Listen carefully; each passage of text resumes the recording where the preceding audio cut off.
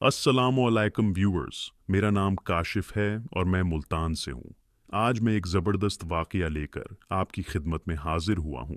ये वाक़या मेरे खुद के साथ पेश आया है। ये बात आज से 15 साल पुरानी है, जब मैं 5th क्लास में था। मैं और मेरे सारे कज़िन्स वीकेंड पे अपनी नानी के घर इकट्ठा हुआ करते थे, तो बहुत शुगर लगाया करते थे। हमारा जो नानी का ऊपर वाला फ्लोर था, हम सारे कज़िन्स उसमें डेरा जमा लिया करते थे। रात रात भर हम लोग लूडो वगैरह खेलते और कुछ खाने पीने की चीज़ें लाकर खूब इंजॉय किया करते थे। सारे बुजुर्ग जो ग्राउंड फ्लोर था उसमें बैठकर महफिल जमाया करते थे। वो सर्दियों की रात थी। नानी का घर एक ऐसी सोसाइटी में था जहां नई कंस्ट्रक्शन शुरू हो रही थी, और जो घर हमारे नानी का था वो बहुत पुराना था। यानी वहां के तकरीबन सारे घरों को गिरा दिया गया था, लेकिन एक हमारा नानी का घर और उनके सामने एक पुराना घर, जो कहा जाता है कि प्रॉपर्टी के झगड़े की वजह से ये घर अभी तक किसी के हिस्से में नहीं आया, और वो घर काफी अरसे से खाली पड़ा था।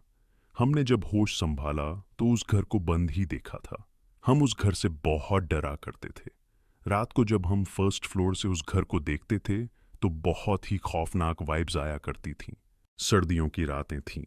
हमने हीटर जला रखा था, लूडो खेल रहे थे और बहुत शोर मचा रहे थे। बड़ों ने हमें डांटा कि अगर तुम लोग खामोशी से खेल सकते हो तो खेलो, वरना सो जाओ, नीचे सब सोने के लिए जा रहे हैं। हमने कहा कि हम अब शोर नहीं करेंगे, लेकिन हमें सोने के लिए मजबूर न किया जाए। उसके बाद हम खामोशी से अपना गेम खेलने लगे। कमरे में बहुत ज्यादा खामोशी हो गई थी।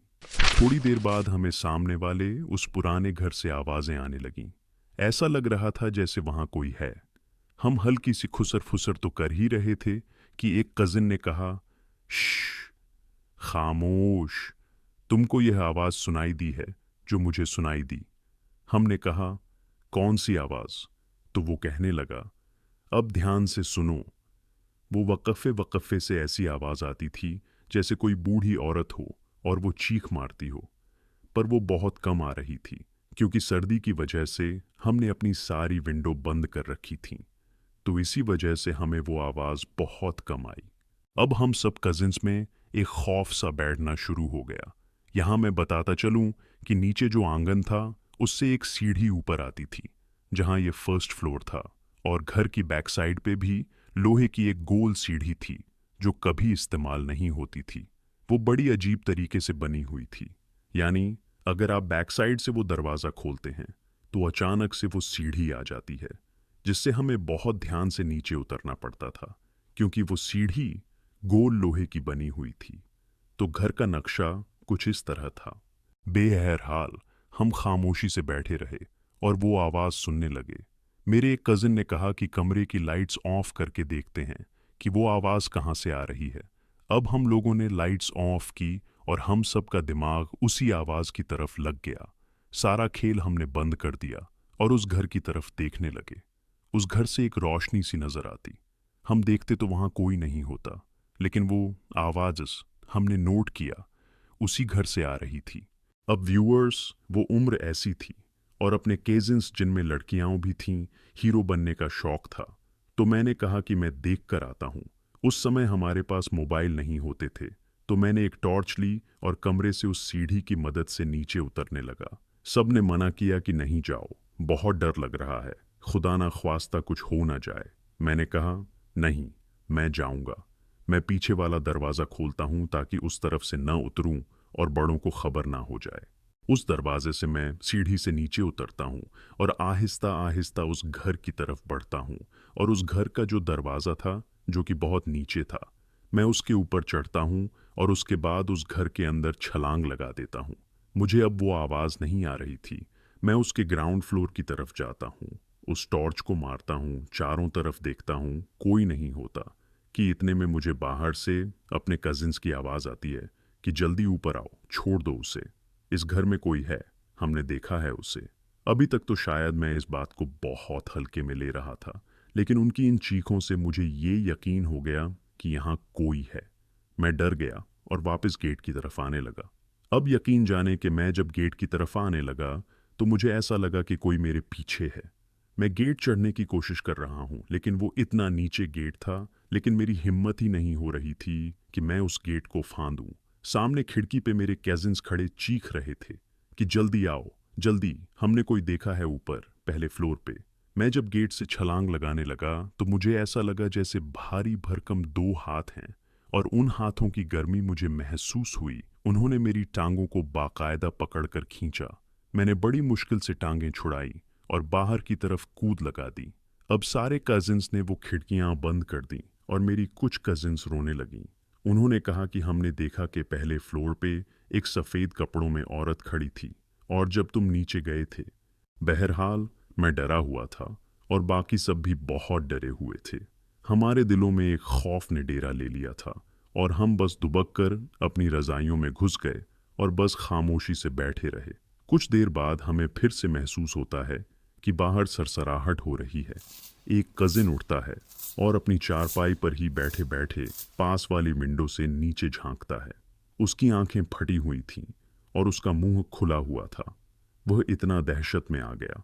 उसने कहा, वह जो फर्स्ट फ्लोर पर थी अब गली में घूम रही है। यहां मैं बताता चलूं कि यह थी तो गली ही, लेकिन इस गली में कोने पर सिर्फ दो ही घर थे। एक वह सामने वाला और एक यह मेरी नानी का घर, और इसके आगे खुला मैदान। दूर दूर तक कोई आबादी नहीं। अगर आप लेफ्ट पर जाएं तो गली क्रॉस करने पर थोड़ा दूर कुछ घर थे, लेकिन घर भी ऐसे थे, मतलब गैप गैप से। अब उस गली में सन्नाटा था और पहले एक बल्ब जल रहा होता था, लेकिन आज वह भी बंद था। वह बल्ब भी एक अम्ब्रेला टाइप की शीट के नीचे लगा हुआ था, पर आज बंद था। अब गली में सन्नाटा था और वाइट ड्रेस में वह दिखाई दे रही थी। कजिन ने बड़ी हल्की सी आवाज में हम सब से कहा कि वह गली में घूम रही है। जब उसने यह बात कही, यकीन जाने व्यूअर्स, हमारे रोंगटे खड़े हो गए। उस वक्त डर की वो कैफियत थी कि मैं बयान नहीं कर सकता।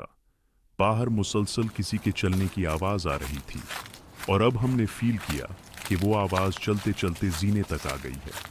अब ऐसा लग रहा था कि कोई उस लोहे की सीढ़ियों पर कदम रख रहा है।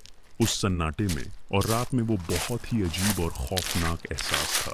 कोई जीने पर चलता चलता ऊपर आ गया और उसके बाद वो हमारे दरवाजे के बाहर खड़ा हुआ है और ऐसे जैसे बस बाहर रुक गया हो।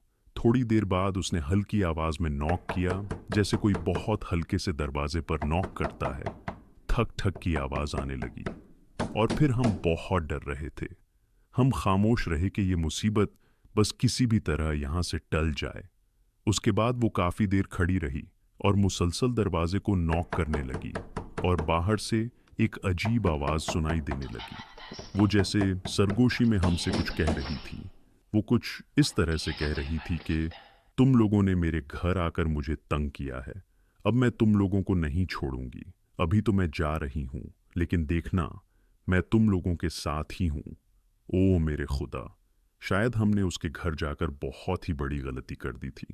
अब वो जो भी चीज थी हमारे पीछे लग गई थी और वो ये कहकर जा रही थी कि तुम लोगों को नहीं छोड़ूंगी और अब तुम्हारे साथ ही रहूंगी। ऊपर वाले फ्लोर में कोई वॉशरूम नहीं था। वॉशरूम के लिए हमें जो सहन वाली सीढ़ियां थीं, वहां से नीचे उतरकर सहन में ही एक वॉशरूम था जिसे इस्तेमाल करना होता था। वो अब चली तो गई थी, लेकिन अपना डर हमारे दिलों पर डाल के गई थी। अब होता यूं है कि उसी खौफ में कुछ घंटे गुजर जाते हैं। हम में से कुछ सो चुके थे और कुछ जाग रहे थे। मेरी एक कजिन को वॉशरूम जाना था और वह कहने लगी कि मैं काफ़ी देर से बर्दाश्त कर रही हूँ, मेरे साथ कोई चले, मुझे नीचे वॉशरूम इस्तेमाल करना है। अब हम लोगों ने कहा कि हालात तुम्हारे सामने हैं, तो वह कहने लगी कि नहीं, अब मेरी बर्दाश्त से बाहर है, मेरे साथ कोई नीचे चले। हम 2-3 कजिन्स ही जाग रहे थे। हमने कहा, चलो हम चलते हैं तुम्हारे साथ। खैर, हम बड़ी हिम्मत करते हैं, न चाहकर भी हमें अपना मेन डोर ओपन करना पड़ता है। बाहर का माहौल इतना खौफनाक था कि मैं बता नहीं सकता। हमें लग रहा था कि वो अभी हमारे सामने आ जाएगी। अभी आई और अभी आई। ये हालात हमारे साथ थे। हमने सीढ़ियां उतरना शुरू की और जैसे तैसे करके हम सहन में पहुंचे। वो वॉशरूम में चली गई और उसने कहा कि यहाँ से हिलना मत। हम कजिन्स साथ ही नीचे सहन में खड़े थे जब तक वो वॉशरूम में थी। हमारे हालात ऐसे थे कि बस क्या ही बताऊं। जो नीचे ग्राउंड फ्लोर था वहाँ सब बड़े सो रहे थे और उन्होंने अपना मेन डोर बंद किया हुआ था। हम सबके दिलों में डर था। हर छोटी सी आवाज़ हमें चौकन्ना कर रही थी। ऐसा लग रहा था कि कोई हमें देख रहा है, पर हम किसी को देख नहीं पा रहे थे। हमारी कजिन वॉशरूम में थी और हम सब बाहर खड़े थे। दिल की धड़कनें तेज हो रही थीं। हमें हर पल ऐसा महसूस हो रहा था कि कोई अज्ञात शक्ति हमारे पास है और हम उसकी मौजूदगी को महसूस कर सकते थे। हमने एक दूसरे का हाथ पकड़ा हुआ था ताकि एक दूसरे को हिम्मत दे सके। कुछ देर बाद वो वॉशरूम से निकलती है और वॉशरूम के बाहर एक नलके से हाथ धोती है। वो नल का कजिन चलाती है। उस नलके की आवाज़ बहुत गूंजती है रात में। हमने कहा जल्दी करो, ये आवाज़ बहुत गूंज रही है। अगर वो पास न भी हो तो उसे सुनाई दे जाएगा कि कोई यहाँ है। हमने बस जल्दी जल्दी से उस नलके से कजिन के हाथ धुलवाए और सीढ़ियों पर तेजी से ऊपर भागने लगे। लेकिन जैसे ही हमारी नज़र सीढ़ियाँ चढ़ते हुए बाहर गली की तरफ पड़ी, दर्शकों क्या बताऊं, वो औरत वहीं खड़ी हमें ही देख रही थी। ओ मेरे खुदा, क्या मंजर था, मैं आपको बता नहीं सकता। इतना खौफनाक चेहरा कि देखते ही दिल बैठने लगा था। और वो खड़ी हमें देख रही थी। बस हमारी हिम्मत जवाब दे चुकी थी।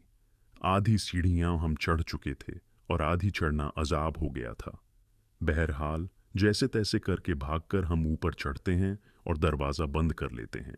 हम सबकी सांसें तेज हो रही थीं और दिल की धड़कनें बहुत तेज थीं। हमने दरवाज़ा बंद करने के बाद एक दूसरे की तरफ देखा और सबके चेहरों पर वही खौफ था। वो रात हम सबके लिए एक बुरे सपने जैसी थी जिसे हम कभी नहीं भूल सकते। हमें बाहर से उस औरत की बाकायदा हंसी की अजीब आवाज़ सुनाई दे रही थी। वो आवाज़ पूरे इलाके में गूंज रही थी। और एक अजीब बात यह थी कि जो कुछ भी हो रहा था नीचे वालों को खबर तक नहीं थी। उनके दरवाजे मोटी चादर से बने हुए थे और बंद थे। वो सारी रात हमने खौफ में गुजारी। कभी वो हमारी सीढ़ियाँ चढ़ती, कभी गली में घूमती और कभी दरवाजे पर खटखटाती। सुबह हमने अपने बुजुर्गों को बताया कि रात को हमारे साथ ये वाकया हुआ है, तो नानी ने कहा कि वो घर बहुत पुरस्रा है, तुम्हें वहां नहीं जाना चाहिए था। बहुत से लोग आए उस घर को गिराने, मगर उस घर में जो मखलूक है वो बहुत जोरदार असर दिखाती है और वो लोग यहाँ काम नहीं कर पाते। नानी ने बताया कि मैंने अपने घर का हिसार किया हुआ है, तुम लोग घबराओ नहीं, वो घर तक नहीं आ सकती और न ही तुम लोगों को कोई नुकसान पहुंचा सकती है। मगर हाँ, तुम लोगों ने उसके घर में जाकर गलती की, तभी तो वो भी तुम लोगों को तंग कर रही थी और डरा रही थी। उनकी बातें सुनकर हमें थोड़ी राहत मिली, लेकिन उस रात का खौफ अब भी हमारे दिलों में बसा हुआ था। वो एक रात का खौफ और वो औरत की हंसी अब भी मेरे दिल में बसी हुई है।